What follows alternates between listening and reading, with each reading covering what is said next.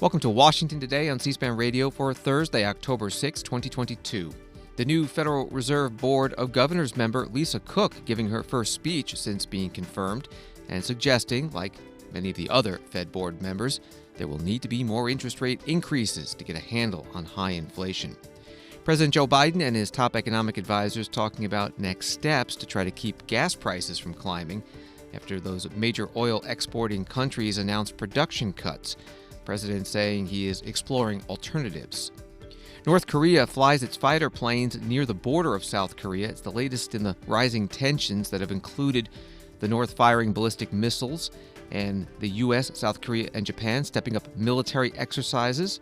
We'll get the latest from the Pentagon and U.S. State Department.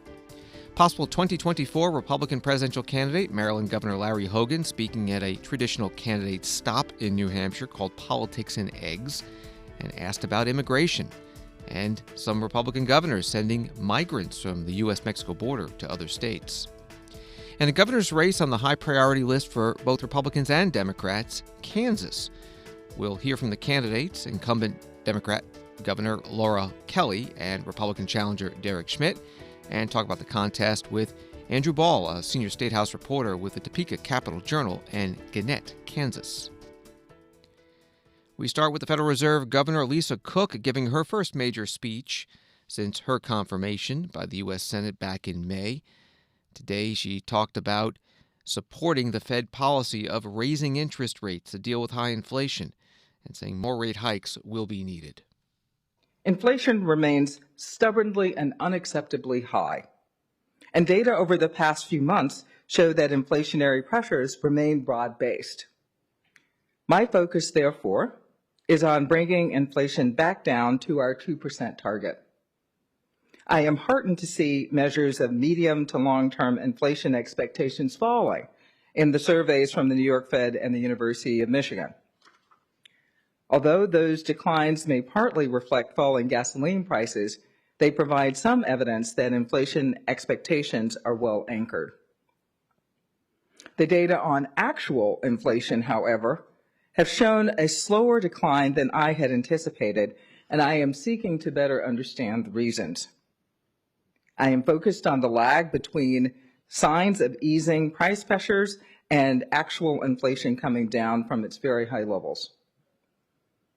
Much of the surge in inflation over the past year was rooted in the incomplete recovery of aggregate supply from pandemic-related shutdowns.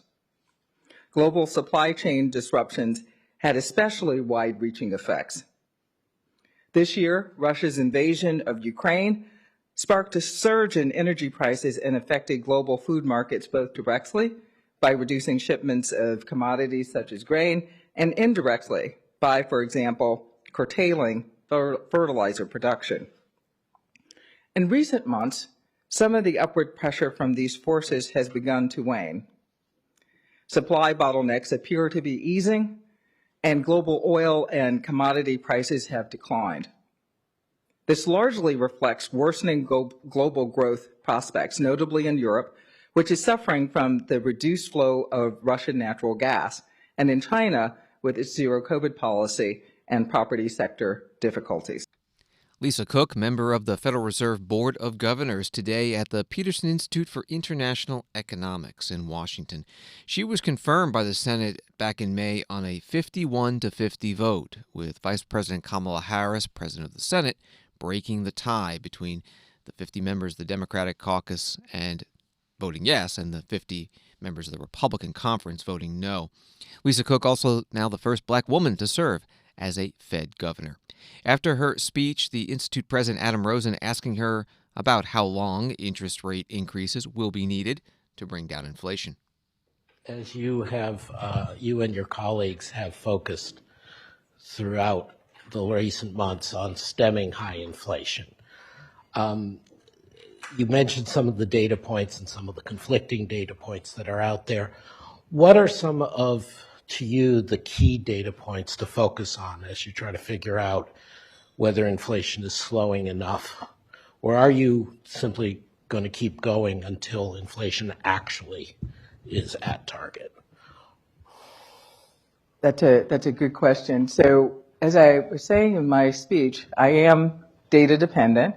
I am willing to alter the course as the data evolve, and I embrace a risk management approach that looks at and considers the baseline projections, but also understands the salient risks. So among the various variables that I mentioned in the speech, let's say wholesale prices for vehicles, but also traditional high-frequency data, but also real-time data like Google mobility data and OpenTable data. And we certainly want to be able to observe how monetary policy is having an effect on financial conditions and other outcomes we're interested in, particularly inflation. So we're looking at a broad range of indicators, not just one indicator, and I think that's appropriate in a highly uncertain environment. Lisa Cook, member of the Federal Reserve Board of Governors at the Peterson Institute for International Economics. C-SPAN was there. You can find the full program archived at our video library, cspan.org, runs about 40 minutes. Bloomberg News reporting on this writes, Lisa Cook's comments were as resolute on curbing high prices as those made by her colleagues, dashing the hopes some Fed watchers and economists had of hers being a more dovish voice on the policy-setting Federal Open Market Committee. Cook's research into economic inequalities and the impact on growth had led some to believe she might push for a less restrictive pace of tightening so as not to cause large disruptions to the labor market. That from Bloomberg News. President Joe Biden saying today his administration is looking for ways to lower gas prices following yesterday's announcement by the major oil exporting countries, known as OPEC Plus, that they will cut their production by 2 million barrels per day starting in November, and that's likely to raise gas prices around the world. President Biden speaking to reporters as he left the White House this morning. Disappointment, and we're looking at what alternatives we may have. Don't hurt him, man. You're not getting through the wire. There's a lot of alternatives. We haven't made up our mind yet. The G20 summit, sir. Will you meet President Putin at the G20 summit or APEC summit? That remains to be seen.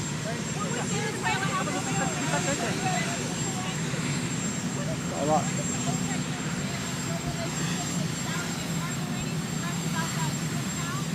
No, the trip was not essentially for oil. The trip was about the Middle East and about Israel and rationalization of positions. But it is a disappointment, and it says that there are problems. President Biden with reporters on the White House lawn, a little noisy as the helicopter Marine One in the background getting ready to take the president off for a trip to New York. But the last question about his trip to Saudi Arabia. Aboard Air Force One during the journey to New York, the director of the White House National Economic Council, Brian Deese, speaking with reporters and getting questions about those alternatives the president spoke about to lower gas prices when he was asked about the oil production cut announcement by the OPEC Plus countries. The near term with OPEC, can you talk a little bit about what you see as being sort of at the 30,000-foot level, potential dangers to the U.S. and world economy because of these OPEC cuts? And the president, as he was departing, says there's alternatives. What are the alternatives that are being weighed right now? So, the president's approach, our approach, and our strategy since since Putin began amassing troops and then and invaded Ukraine has been on trying to maintain sufficient supply of energy, oil and natural gas, globally, to maintain to keep prices at a stable and lower level, while also training all of the appropriate pain on Russia and on Putin that is necessary. That has been and continues to be our strategy. As we've said, the OPEC decision The reason why we were disappointed in it is we believe it's unnecessary and unwarranted at a period where, if you look at the global energy picture and the oil picture, the lack of supply continues to be a significant challenge. We're going to have to see the actual impact of this, and I think it's. I wouldn't fully speculate, as you all know. The difference between the headline of what the OPEC members announced yesterday with respect to their quotas and the actual impact on production is something that we'll have to see in the market, and certainly the impact on production will be significantly lower than that headline that they announced. But to your question about alternatives, we identified some of these and we'll continue to focus on them, right? If you look at the U.S., where we are in the U.S. right now, the wholesale price for gasoline, refined gasoline, is about, on average across the country, about $1.20 lower than the retail price that consumers are paying. Historically, that gap has been about 90 cents. So in the very near term, what we believe needs to happen, consistent with market principles, is that the energy companies need to reduce retail prices to reflect the price that they're paying for the wholesale gas. And the reason why wholesale gas prices continue to be at that level is because of all of the progress that we've made. Oil and gas prices are moving around, but they are significantly lower now than they were a couple of months ago. So that's the first thing. The other measures are things that are on the table and we continue to look at. The Strategic Petroleum Reserve is one of those.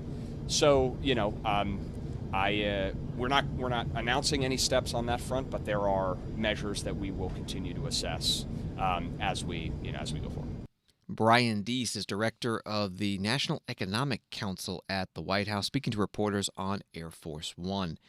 A story from ABC News. The U.S. is set to produce an average of 11.8 million barrels of oil per day in 2022, which stands 500,000 barrels short of a record set in 2019, according to the Energy Information Administration. But oil prices are set on a global market where the OPEC Plus cuts cannot be offset by a comparable short-term increase in U.S. oil output. ABC News article also has this. The average price of a U.S. gallon of gas is $3.86, according to AAA data. That price marks a 2% rise from a month ago and 20% rise from a year ago. In California, the state with the highest average gas price, a gallon costs $6.42. President Biden today traveling to Poughkeepsie, New York, to visit an IBM campus, speaking about IBM's pledge of $20 billion invested in R&D and computer chip manufacturing across the Hudson Valley region of New York over the next 10 years. President saying that the bill he recently signed into law, CHIPS and Science Act, directly led IBM to launch this initiative. Here in the United States, 1/3 of the core inflation last year, was due to higher prices of automobiles. Why? Because of the shortage of semiconductors that make these vehicles move. Folks, we need to make these chips here in America to bring down everyday costs and create good-paying American jobs. And don't take my word for it. Listen to the leaders of IBM and across the country. They're making decisions right now about where to invest to produce these chips. And they're choosing America because they see we're coming back. We're leading the way. As I said, since I came to office, our economy has created 10 million jobs, 668 manufacturing jobs. Proof that made in America is no longer a slogan. It's a reality. And the CHIPS and Science Act makes historic investment in companies to build advanced manufacturing facilities here in America. President Biden at the IBM factory in Poughkeepsie, New York. Wall Street today, the Dow down 346, NASDAQ down 75, S&P down 38. North Korea flying a dozen of its warplanes near the border with South Korea. leading South Korea today to scramble about 30 of its military planes in response. This all comes after North Korea fired 2 more ballistic missiles into the sea, its 6th round of missile tests in less than 2 weeks. And that comes as the U.S., South Korea, and Japanese militaries are conducting joint drills, and the U.S. has redeployed an aircraft carrier to the area. More from the Pentagon today. Question to the press secretary, Pat Ryder. North Koreans have also flown fighter jets on bombers near the border, which prompted another response from South Korea. Today, they flew, I guess, another 30 aircraft in response. What does the department think of this sort of ratcheting up of tensions in the area? Does this suggest tensions are higher than they have been in quite some time? Does this sort of suggest that there could be an ICBM test or some sort of nuclear test from North Korea coming? What is the U.S. assessment of these actions? Well, sure. I mean, overall, as I've mentioned, we consider this behavior destabilizing, unhelpful, and irresponsible. And again, we call on the DPRK to cease these types of actions. As I mentioned in my opening remarks, our focus continues to be on consulting closely with our allies in the region, to include South Korea and Japan, on how to best and most appropriately respond to these types of actions. And so in the days ahead, we'll continue to do that. Well, does the U.S. see moving the ships into that region as further provoking North Korea to do something more? Really, I don't want to speak for North Korea in terms of what may or may not be causing them to respond this way. I am aware of their public statements on the matter. Regardless, our focus in the region, these are actions that we announce in advance. They're actions that we have implemented as part of a defense in support of our allies in the region. And so, again, we'll continue to focus on those areas and would hope that North Korea would also have the best interests of the region and peace and stability as well. Thank you.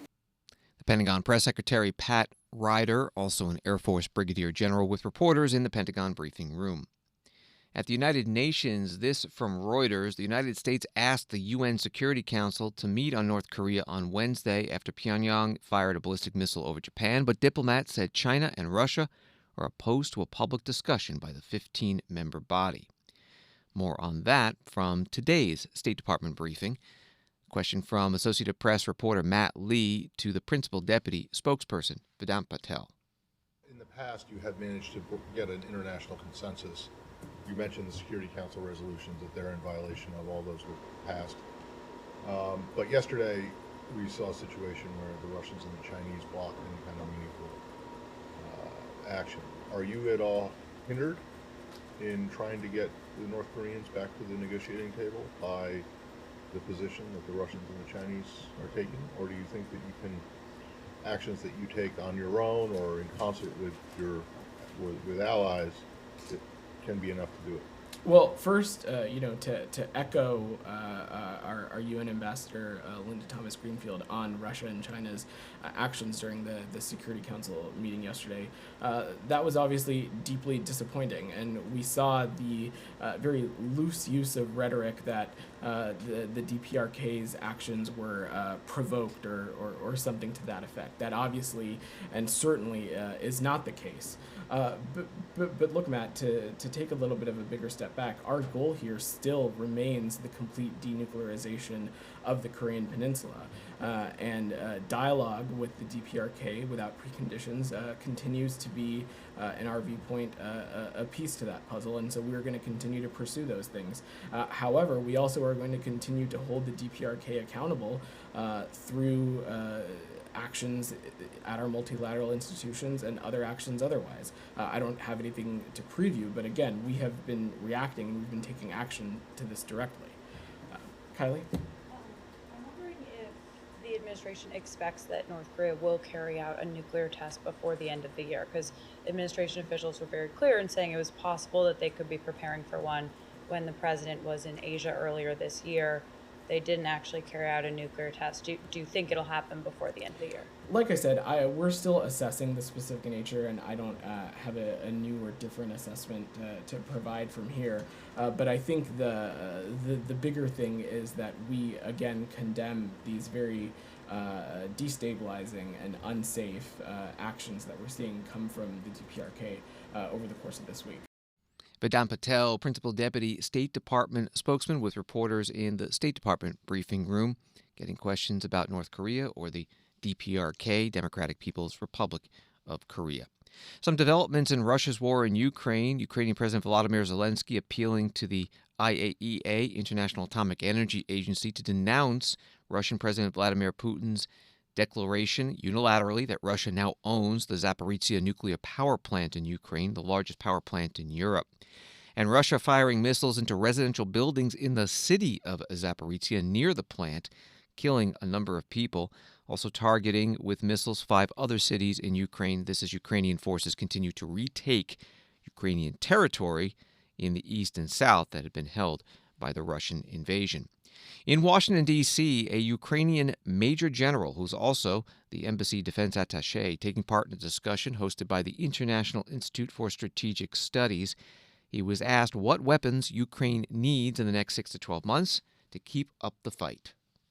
7 months ago, before when war started, and when we were looking for capabilities like HIMARS or even 155 howitzers, the answer was no. Because everyone believed that Ukraine is going to give up in 3 days. And we received javelins, Stingers, small arms and weapons for guerrilla warfare. When the world saw Bucha atrocities, we received 155, which was a game changer on the ground because the range is higher than Russian artillery, and we managed to fight with good results with Russian artillery. Then later in spring, we received HIMARS, which was really game changer. With HIMARS, with a distance of 80 kilometers, we managed to destroy a lot of Russian C2, ammunition depot, logistics, and everything on the temporary occupied Ukrainian territory. In this way, we cut Russian forces from supply chain and so on. What we are, as we advance now, what capabilities we are looking in the future. We're still looking for artillery. Probably self-propelled is more effective. We are looking for rounds like Excalibur, which are very effective. Thanks to our partners, we receive some of them, and they're very effective.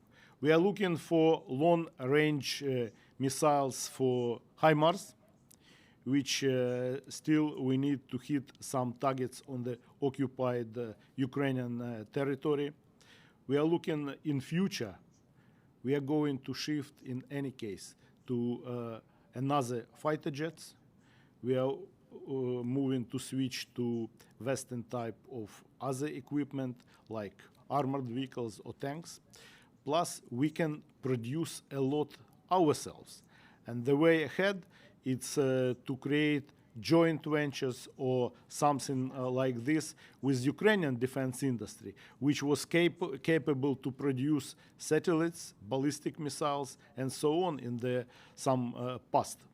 So that is the way ahead to obtain this kind of capabilities. Ukrainian Major General Boris Kremenetsky, who's also the Ukrainian Embassy Defense Attaché to the U.S. at the International Institute for Strategic Studies in Washington, D.C. Washington Today continues in a moment. The January 6th committee returns Thursday for its 9th hearing, ahead of the release of their written report, expected by the end of the year. You can watch the hearing live, beginning at 1 p.m. Eastern on C-SPAN, C-SPAN Now, or anytime, on demand, at cspan.org. Welcome back to Washington Today, available as a podcast on the C-SPAN Now video app and wherever you get your podcasts. Maryland Governor Larry Hogan, considered by some to be a potential presidential candidate as early as 2024, returned to New Hampshire on Thursday. That's the opening line from an article at WMUR TV's website. It continues. Governor Hogan addressed a crowd at the latest installment of the Politics and Eggs breakfast at the New Hampshire Institute of Politics at St. Anselm College and touted some of his accomplishments as governor, citing tax cuts and improved safety. Governor Hogan didn't commit to running for president once his gubernatorial term ends in January, though, but he said whether or not he runs, he'll aim to get the Republican Party, quote, back to winning elections again. That reporting from WMUR. C-SPAN covered this program in Manchester. It's co-sponsored by the New England Council. It's President James Brett asking the governor a question about immigration. One of the most pressing issues that we just can't seem to get our arms around and trying to find a solution is immigration. Some of your fellow governors in other parts of the country have taken immigration to a higher level and sending some of the newly arrived immigrants to different parts of this country. Your thoughts on how we can address this issue? There are some people out there that believe that the issue is more important than the solution. Just keep the issue alive. Your thoughts on how we can seriously address the issue. And what do you think of your colleagues, of other governors, Texas, Florida, using this immigration issue? Well, obviously, immigration is a huge issue and problem that has not been addressed by either party or by any of our leaders for a long time. I mean, I was a chairman of Youth for Reagan back in 1980, and I can tell you that Reagan talked about fixing immigration, and we've been talking about it ever since. It doesn't matter who's in charge of Congress or who the president is. It's something that we all agree is a problem and an issue, but we don't seem to come up with any kind of a bipartisan common sense solution. And I think most people would agree that we need a secure border to begin with, and we've got to stop, open borders and having, human trafficking and dangerous drugs and people crossing the border is not the answer. That's some of my Democratic friends think that's the answer.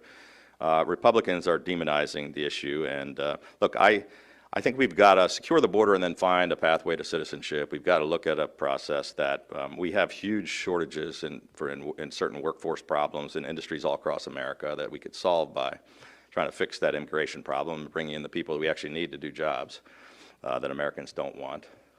But I think it's a mistake. I talked to my governor colleagues about this. I did join in with 23 other governors with a border strike force to try to secure the border because I think the federal government is failing in that regard. But I thought it was a mistake to, basically I think do publicity stunts of busing people out of from the border up to other states. And I know, I said, they put thousands of them in Washington D.C., which is right next to my state, and I reminded my colleagues that we didn't have Border Patrol at the Maryland D.C. line, and that they were dropping these thousands of folks in buses. They were crossing into my state, and it was now a problem I had to deal with rather than them.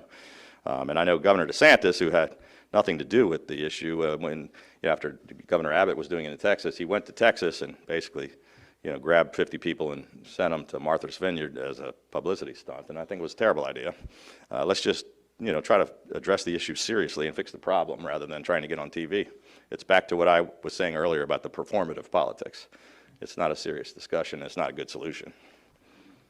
Maryland Governor Larry Hogan, a Republican, at the Politics and Eggs breakfast at St. Anselm College in Manchester, New Hampshire this morning. Politics and Eggs is a series that attracts possible presidential contenders. Since New Hampshire is still the first in the nation presidential primary state for the Republicans, it may not be for the Democrats starting in 2024. One of the closely watched governor's races this year is in Kansas. The incumbent Laura Kelly, a Democrat, challenged by Republican Derek Schmidt, who is currently the state attorney general. Cook Political Report rates this as a toss-up. In a couple of minutes, we'll talk with a Kansas government reporter from Topeka about this election. First, here's a question to the candidates at a debate on Wednesday. What, in your judgment, Governor Kelly, is the most serious threat currently facing the state of Kansas? Well, actually the most serious threat right now is probably a workforce shortage. As I've gone all around the state, we just finished up our Prosperity on the Plains tour, and no matter where I went, it was workforce, it was housing, it was affordable childcare, and it was water. And those are the kinds of things that Kansans are thinking about. Those are the kinds of things that my administration is working on to resolve. You know, we actually, because of the economic success that we have had, you know, bringing in $14 billion of new economic development, 51,000 newer retained jobs, you know, we have actually exacerbated some of those problems. But you can trust that we have got all eyes on, and we are working like the devil to ensure that we meet those challenges of workforce, housing, and childcare. And Derek Schmidt, the biggest threat facing Kansas for you is blank. Well, I think it's a couple of things. Certainly there are many serious problems facing our state, and we have to have an all-of-the-above approach to dealing with them.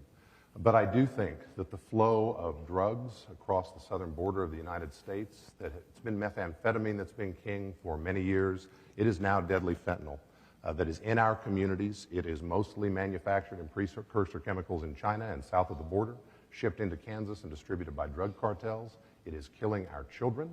And the federal administration right now, under President Biden's leadership, will not address it. They will not secure the southern border of the United States, which transforms what was a national border security or immigration issue into a public health and public safety issue for moms and dads and families right here in Johnson County and around this state.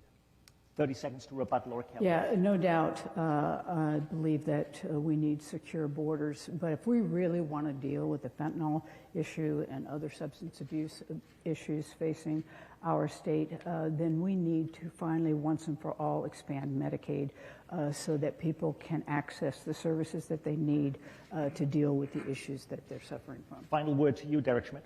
Well, I've helped with other of my colleagues lead the national effort to hold drug companies accountable for their opioid addiction that they peddled for profit. We are bringing $200 million into this state over the next several years in order to specifically address substance abuse issues and addiction issues.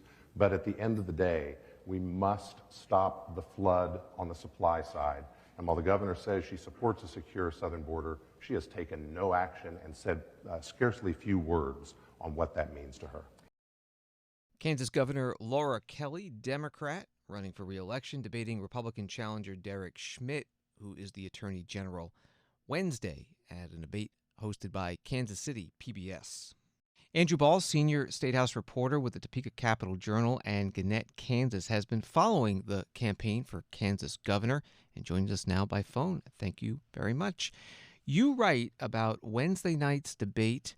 Polls have deemed the race a toss-up, adding a new sense of urgency to the showdown between the two candidates in a suburban Kansas City ballroom. What were your takeaways from that debate?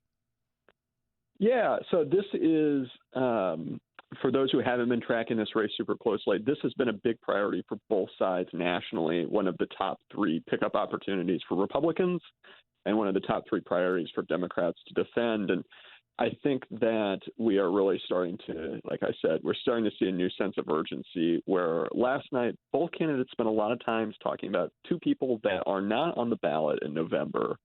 Republican Attorney General Derek Schmidt really trying to tie Governor Laura Kelly to President Joe Biden and taking her to task for high government spending that he thinks has brought about inflation.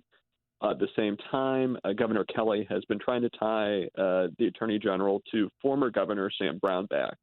Now, folks from across the country may remember Governor Brownback's tenure was defined by I think we can say, failed attempt to cut taxes, a tax experiment that did many things, but resulted in major issues in providing government services, public education, public safety, and is not a time that a lot of people remember fondly. So the governor really trying to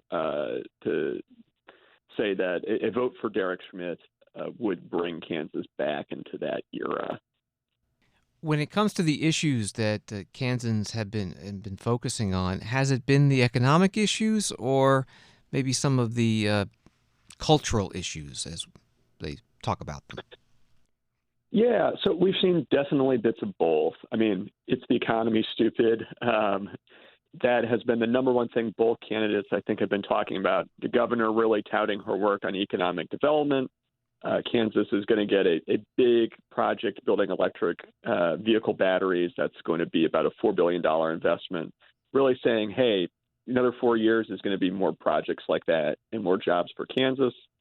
The Attorney General, like I said, is saying, inflation is up and we need, real tax relief. We need new ideas to combat that.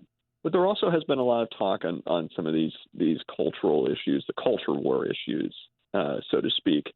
Derek Schmidt really has been going hard after the governor for twice vetoing a ban on transgender athletes in girls and women's sports. So much so that the governor had a bit of a kind of an attempt to respond that has gotten a fair amount of fire, where she kind of made it seem like she supports a transgender athletes ban, but is in a very carefully worded ad that kind of brought this issue back up again. So we're definitely seeing a mix, but not so much on abortion, which, folks may remember Kansas had a big vote on abortion in the August primary to reject a constitutional amendment that could have really restricted abortion rights. Neither candidate really has been talking about that so much that we've seen. We're talking with Andrew Bahl from the Topeka Capital Journal. One of the issues that you highlight in your article at cjonline.com is medical marijuana. Is this controversial in Kansas? There are so many other states that have legalized marijuana. Yeah, it is a big issue here, and part of the reason is geography. Oklahoma and Missouri have medical marijuana. Colorado has recreational marijuana, and Nebraska and Missouri actually have ballot initiatives in the fall for recreational and medical marijuana. And, the worry is that whether we like it or not, Kansas is falling behind. Only a few states have no form of legalized medical marijuana, and Kansas is one of them. And we're starting to see some change. 2021, 2 legislative sessions ago, the Kansas House, for the first time ever, passed a medical marijuana bill. Now, that's gotten stuck in the wheels of the legislative process, but whoever is the next governor will probably have this issue on their plate and potentially could have it fall to them to kind of shepherd in a medical marijuana program. So their positions on this issue really are quite important as Kansas, is looking at whether or not we should be playing catch up on this or not. We started by talking about how the polls for the governor's race are close. If you look at the Kansas congressional delegation, it is almost entirely Republican. There's just one Democrat there. Why is the governor's race competitive? Yeah, so Kansas is weird is the short answer to your question. But 4 years ago,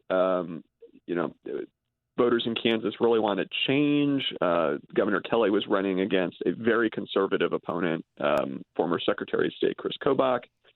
And, the playbook for Democrats in Kansas is that they can sometimes win, but they have to be very particular in the issues they focus on. They have to be a bit more moderate. They have to really talk about those pocketbook issues and not fall into the trap of talking about national politics.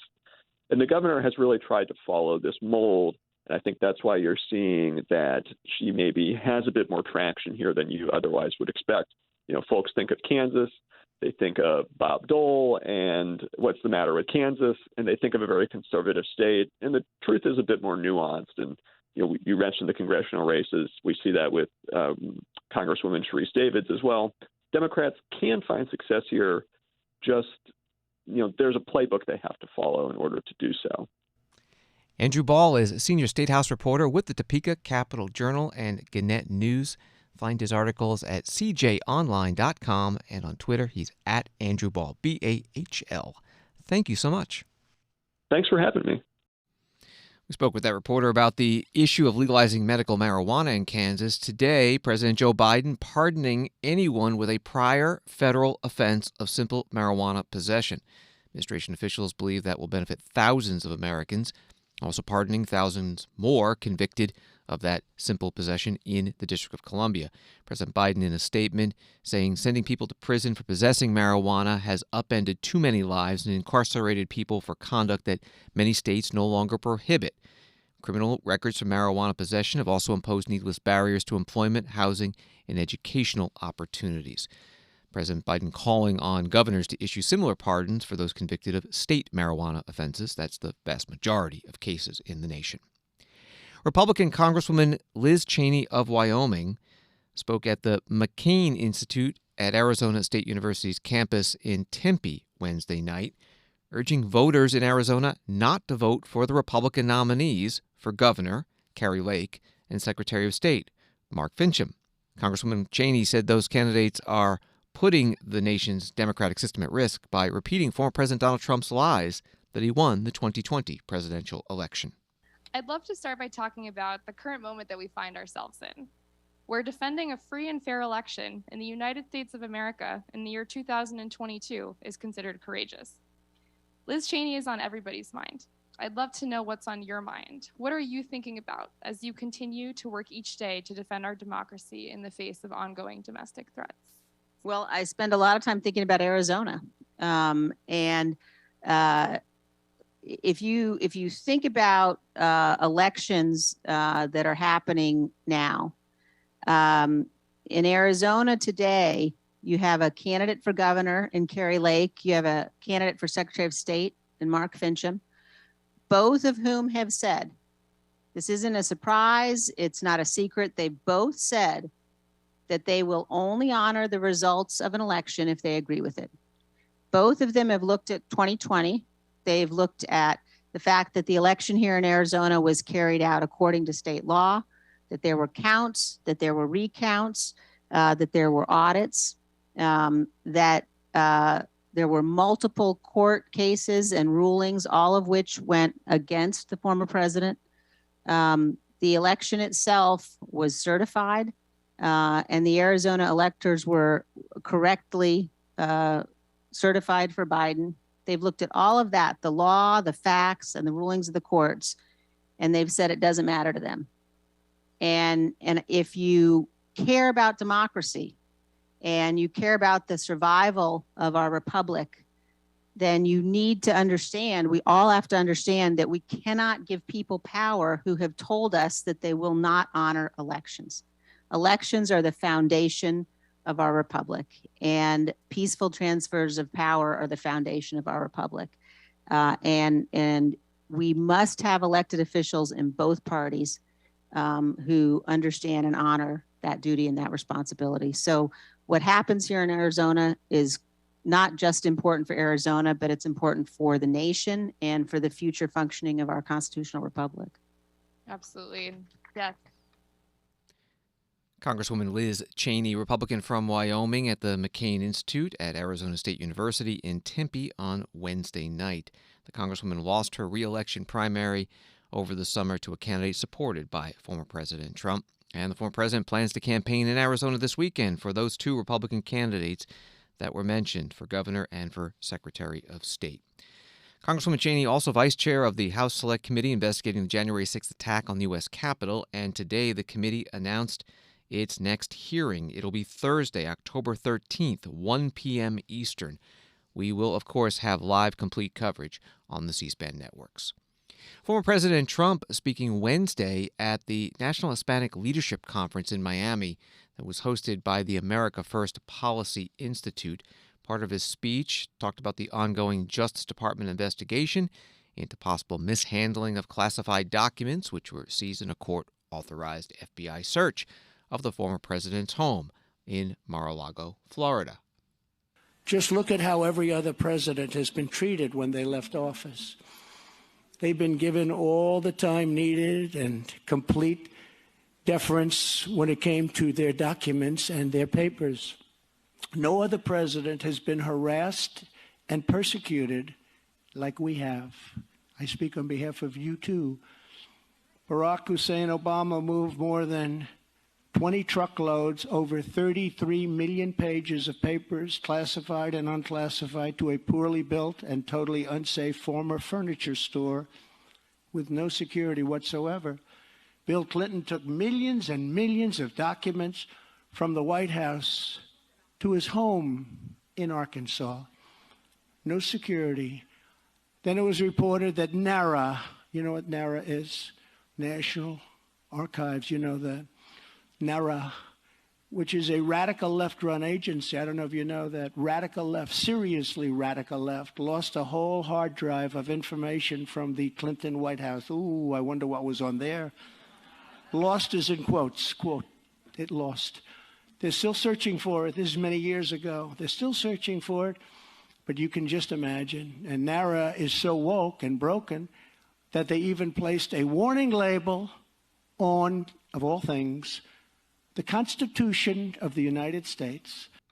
Former President Donald Trump Wednesday in Miami at the National Hispanic Leadership Conference hosted by the America First Policy Institute. This from NBC News. Senator Ben Sasse, Republican from Nebraska, who frequently clashed with former President Trump but won a second term in 2020, is expected to resign before the end of the year. A source familiar with the move confirmed to NBC News on Thursday.